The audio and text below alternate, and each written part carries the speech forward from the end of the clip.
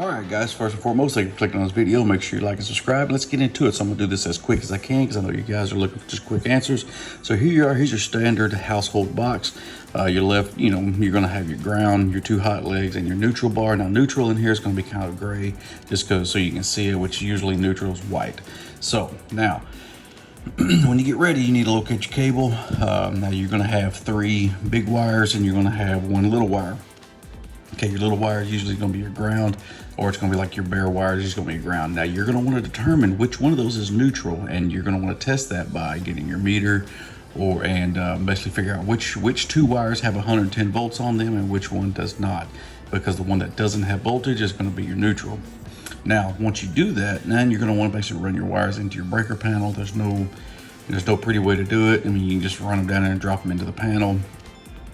And then once you get ready, then what I always do is I always hook the ground up first. There's really no rhyme or reason for it. This way I do it. I hook the ground up first, and then I'll run over and I'll pull the neutral, and I'll run it over to the neutral bar. Now usually I'll also, once I locate that neutral, I'll put like a piece of white or gray tape around it just to identify it for later for whatever reason, in case somebody else decides to do work on that panel as well.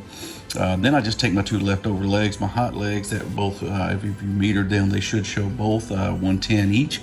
Then you'll tie those in to the 2 middle lugs, which is basically run your bars for your breakers. Okay. Then some of them, if you notice, you'll see a little red stripe on one of the wires. Okay. Some people do these, some electricians do it. It doesn't really matter left or right. Some say it does. Most of them say it don't. If I find one that's red, red wire, I usually put it on the right side just to keep everybody happy, but most of the time it doesn't matter.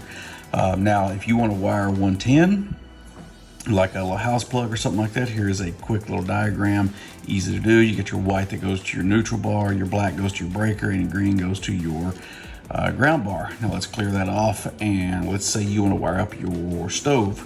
Okay, so now this is going to be a little bit different because you're going to have 2 hots and a neutral and a ground. So you're going to want to make sure that when you wire these 2 hots, you're going to either want to marry those breakers, which is basically get the little pin that connects both switches, or you're going to want to get a double pole breaker, which I highly recommend. Just get a double pole breaker. You'll tie both your hots into each side of the breaker. You'll take your white to your neutral bar, and then you'll take your green over to your ground bar. And then that's how you do that, okay?